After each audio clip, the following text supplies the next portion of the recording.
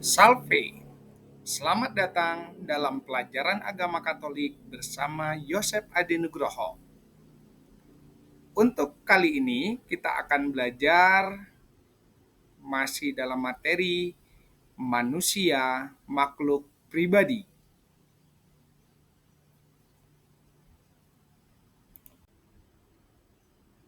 Pada sesi ini kita akan belajar pelajaran agama Katolik kelas 10 semester ganjil dengan tema manusia makhluk pribadi.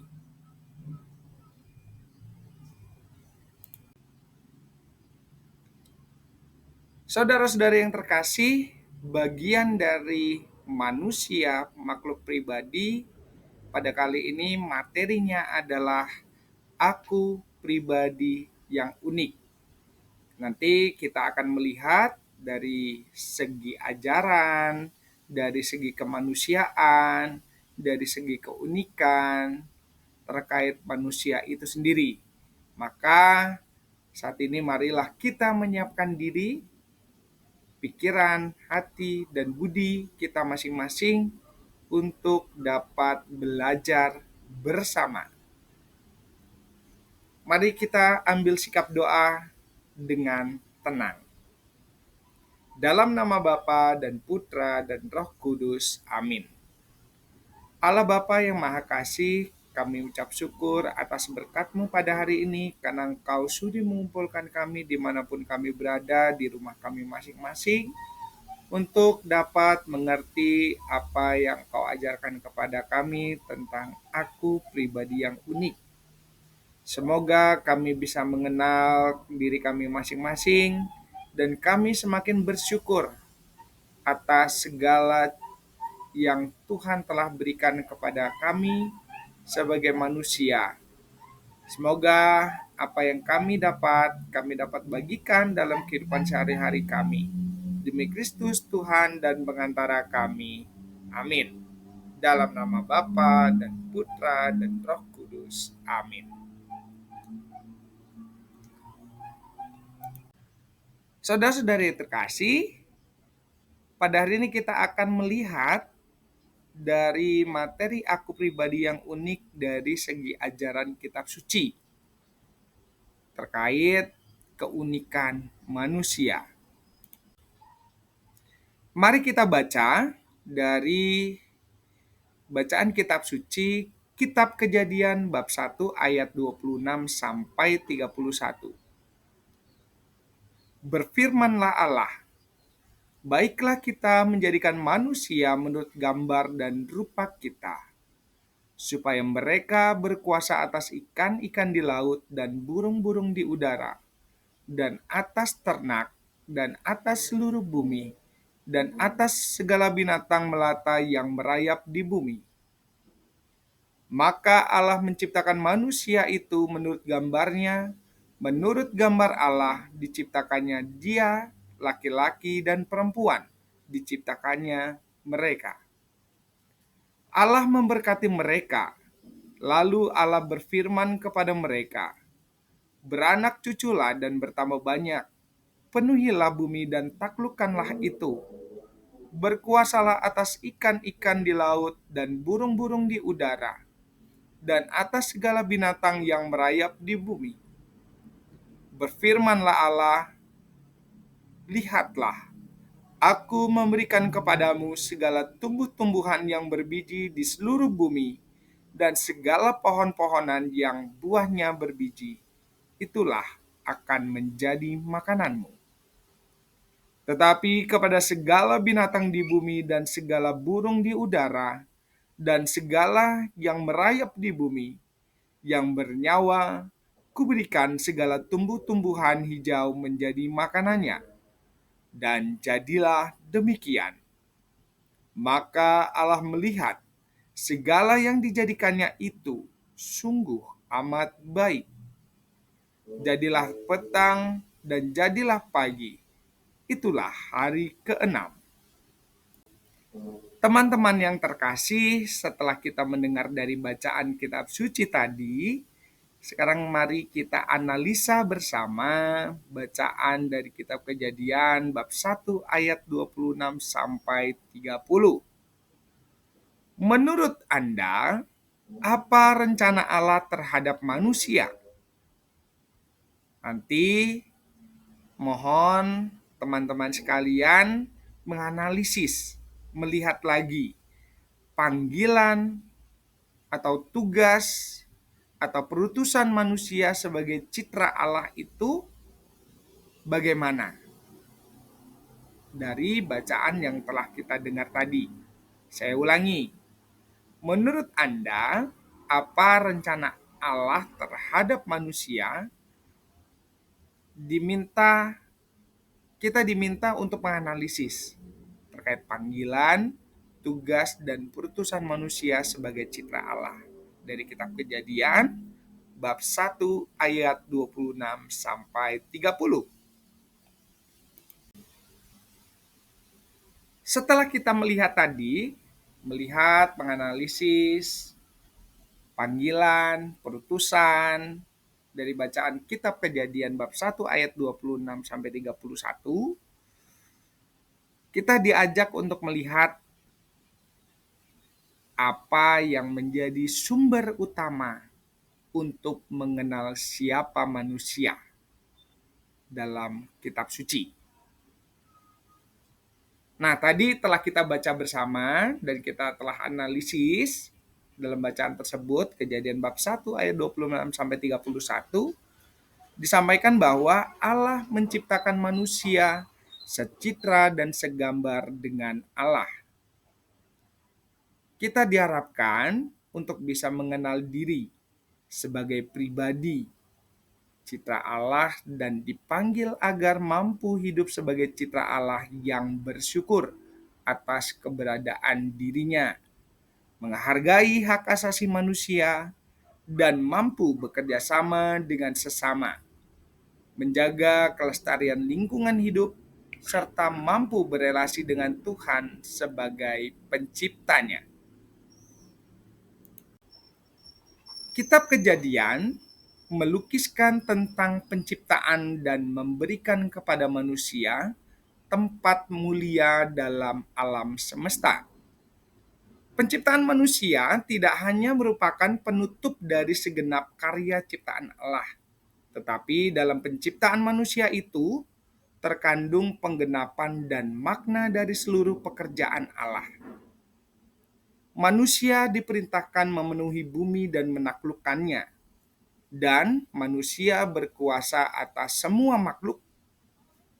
Hal ini disampaikan dalam kitab Kejadian bab 1 ayat 27 sampai 31. Kesaksian yang sama tentang kekuasaan manusia dan tentang tempatnya yang sentral di alam ciptaan ini diberikan lagi di tempat-tempat lain. Hal ini juga terdapat dalam kitab Amsal bab 4 ayat 13, kemudian kitab Yesaya bab 42 ayat 5 sampai 6, kemudian kitab Mazmur bab 8 ayat 5 sampai 9, dan juga kitab Mazmur bab 104 ayat 14 sampai 15, dan secara mengagumkan diberikan dalam inkarnasi. Nah, di sini kita telah melihat bahwa dalam kitab Kejadian Allah telah menciptakan manusia memiliki kedudukan yang sangat tinggi, diberikan tempat yang mulia dalam seluruh ciptaan. Baik dari hari pertama sampai hari yang ketujuh. Bahwa Allah melihat seluruh ciptaannya itu sungguh amat baik. Dan di situ Allah menguduskannya.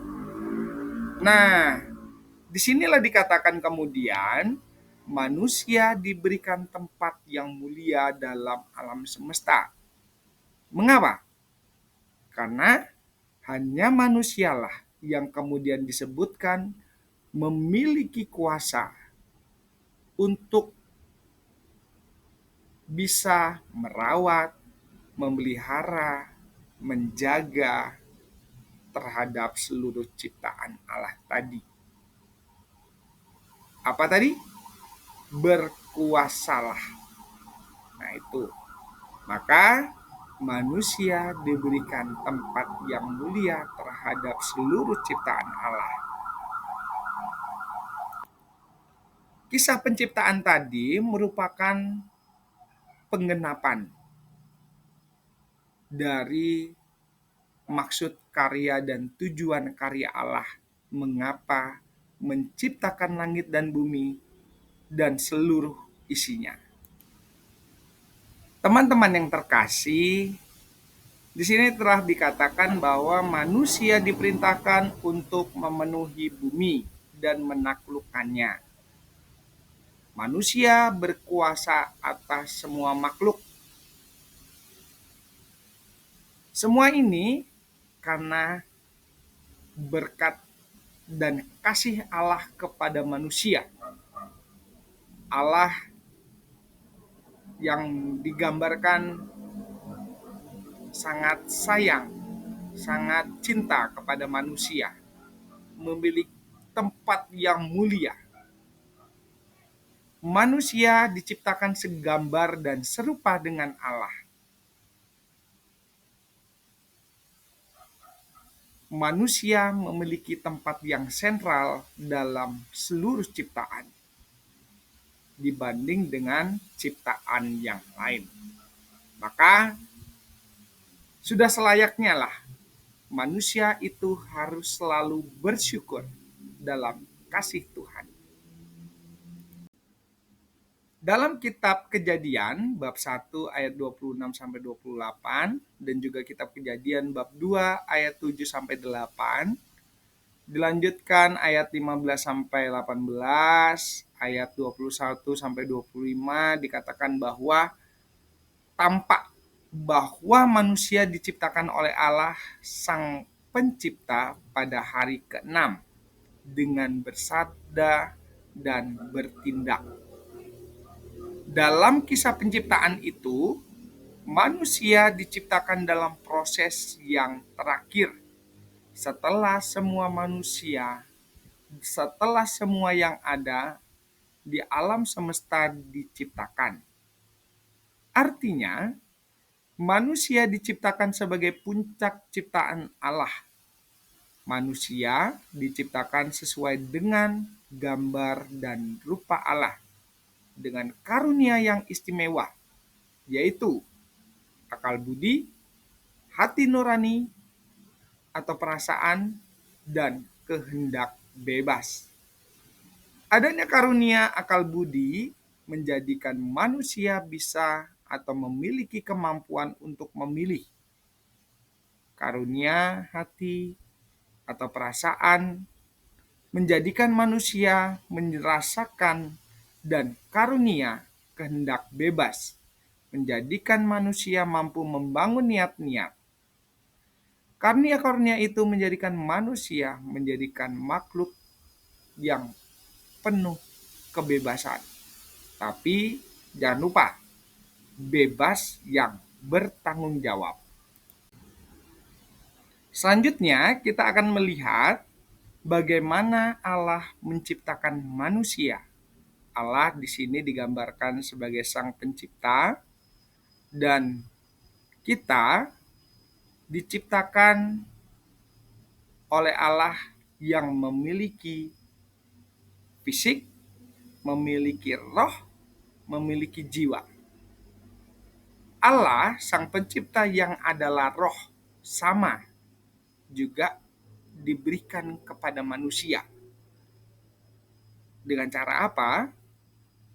Dari fisik debu dan tanah dihembuskan kepada manusia roh Allah, roh nafas Allah, sehingga manusia itu hidup. Ketika tubuh atau fisik ini menyatu dengan roh, maka terbentuklah jiwa. Nah, di sini sudah mulai kelihatan tampak jelas bahwa manusia terdiri dari 3 unsur, yakni fisik, jiwa, dan roh.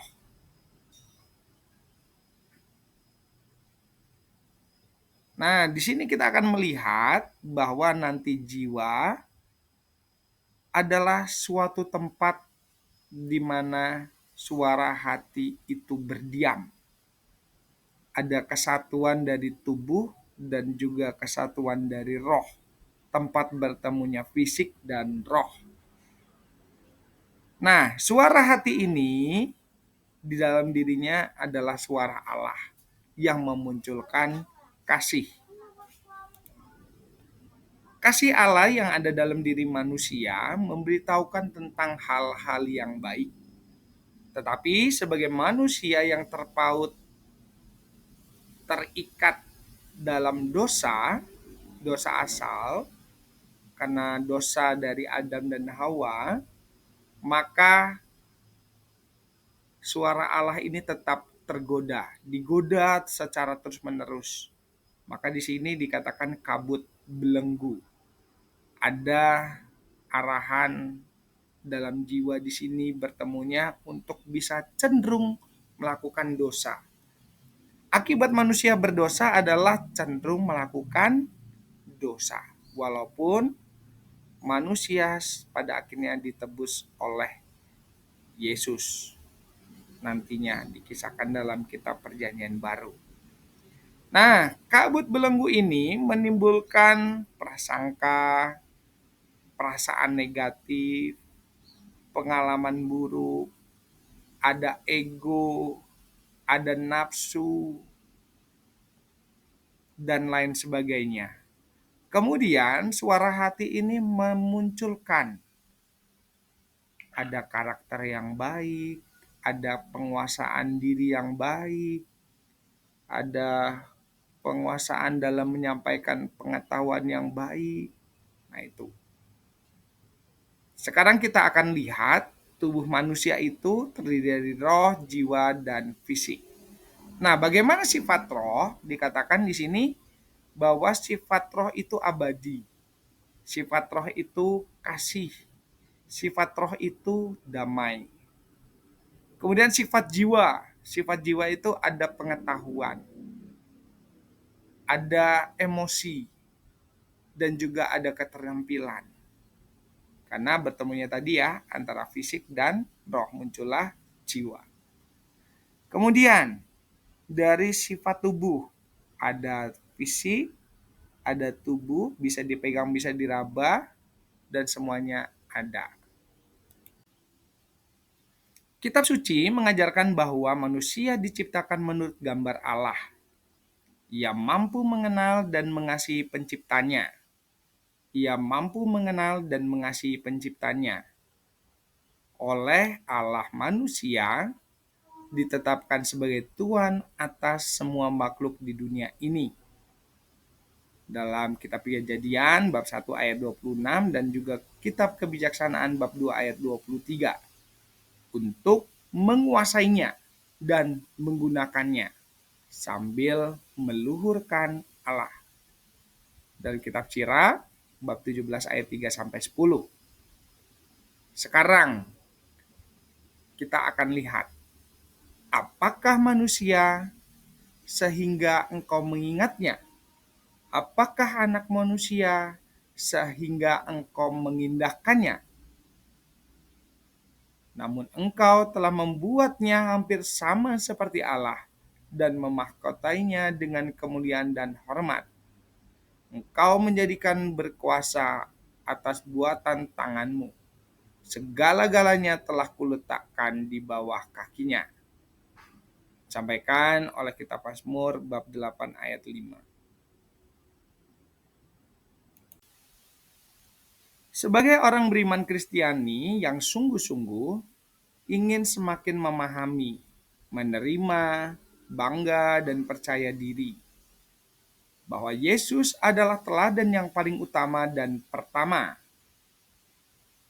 Dari semula, Yesus menyadari diri dan kita di sini selayaknya kita sadar sebagai manusia. Tapi kalau Yesus itu memang beda dengan manusia yang lain. Contoh dari cara berpikir, dari bersikap atau bertindak, penuh pertimbangan, tidak buru-buru. Yesus pun tidak ragu menunjukkan diri sebagai pribadi yang tidak sama dengan yang lain, bahkan dari kecil hingga besar. Sebagai seorang pribadi, sekarang kita sendiri, kita harus menyadari, mengerti, dan menerima diri apa adanya. Dengan demikian, kita pun akan dapat semakin mengembangkan diri dan melakukan sesuatu dengan kesadaran diri. Di sini disilakan self-consciousness. Self-consciousness, yakni penerimaan diri, self-acceptance, kemudian kepercayaan diri, self-confidence, dan perasaan aman diri, self-assurance, yang tinggi. Dengan dasar itu kita dapat mengisi hidup dan meraih cita-cita pada masa yang akan datang. Waktu menciptakan manusia, Allah merencanakan dan menciptakannya menurut gambar dan rupanya. Menurut citranya dalam kitab Kejadian bab 1 ayat 26. Waktu menciptakan manusia, Allah seolah-olah perlu bekerja secara khusus. Wah, di sini dikatakan bahwa Tuhan Allah membentuk manusia dari debu dan tanah dan menghembuskan nafas hidup ke dalam hidupnya. Kejadian bab 2 ayat 7. Segala sesuatu termasuk taman Firdaus diserahkan oleh Allah untuk manusia. Kejadian bab 1 ayat 26. Bukankah manusia itu istimewa? Di sini dikatakan Tuhan memperlakukan manusia secara khusus. Bahwa di sini manusia itu berbeda dengan ciptaan yang lain. Manusia sudah dipikirkan dan direncanakan oleh Allah sejak keabadian. Kehadiran manusia di muka bumi telah disiapkan dan diatur secara teliti dan mengagumkan. Manusia sungguh menjadi terang, menjadi harapan ketika Allah menciptakan manusia, diserahkan seluruhnya ciptaan itu untuk manusia. Sekarang kita akan melihat secara khusus ajaran gereja tentang manusia dalam Gaudium et Spes. Dikatakan di sini bahwa Allah menempatkan martabat manusia di atas ciptaan yang lain. Hanya manusia yang secitra dengan Allah. Dari segala ciptaan yang kelihatan, hanya manusia yang mampu mengenal dan mencintai penciptaannya. Dan oleh Allah manusia ditetapkan sebagai Tuhan atas semua makhluk di dunia ini untuk menguasai dan menggunakannya sambil meluhurkan Allah. Dalam Gaudium et Spes ayat 12 yang ketiga. Di sini dikatakan bahwa hanya manusia yang mampu mengenal dan mencintai. Berarti tumbuhan tidak, hewan pun tidak, bintang pun tidak. Tapi di sini yang mampu mengenal dan mencintai penciptanya itu hanya manusia.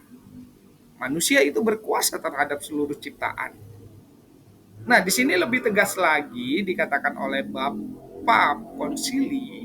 para bapak konsili menyatakan bahwa Allah sebagai Bapa memelihara semua orang, menghendaki agar mereka merupakan satu keluarga dan saling menghargai dengan sikap persaudaraan. Sebab mereka semua diciptakan menurut gambar Allah yang menghendaki segenap bangsa manusia dari satu asal mendiami muka bumi. Dalam kitab Kisah Para Rasul bab 17 ayat 26. Mereka semua dipanggil untuk satu tujuan, yakni Allah sendiri. Jadi setiap manusia itu dicintai oleh Allah tanpa terkecuali. Allah memelihara semua orang. Walaupun manusia itu telah berdosa berkali-kali pun, Allah tetap memelihara dan mencintai semua orang. Siapapun, baik dari keluarga, tidak dihargai, baiklah kita juga diharapkan untuk bisa menghargai sesama. Karena di sini manusia diciptakan menurut gambar Allah.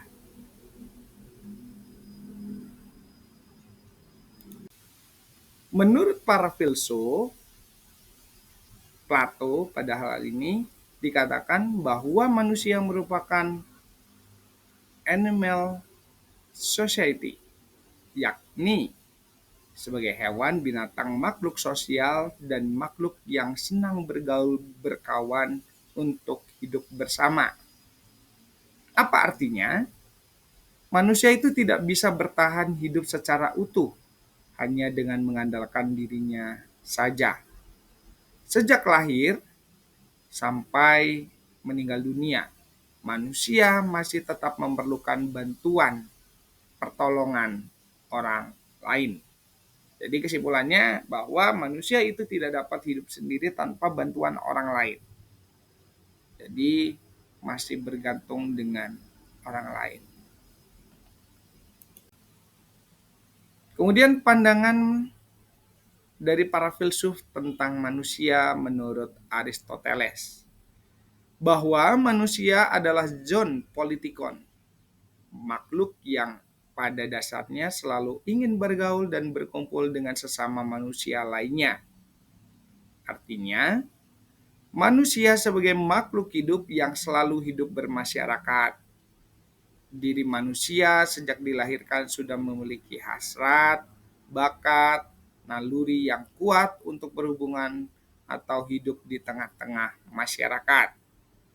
Jadi manusia itu adalah zona dalam kebersamaan yang hidupnya berada dalam kebersamaan, tidak hidup sendiri dalam suatu wilayah, tetapi berkumpul, bermasyarakat, yang punya talent dan kemampuan masing-masing. Bahkan harapannya kalau sudah hidup bersama itu bisa saling tolong-menolong, bisa saling melengkapi satu sama lain. Demikian pembelajaran hari ini. Terima kasih, Tuhan memberkati kita semua. Amin. Dalam nama Bapa dan Putra dan Roh Kudus. Amin.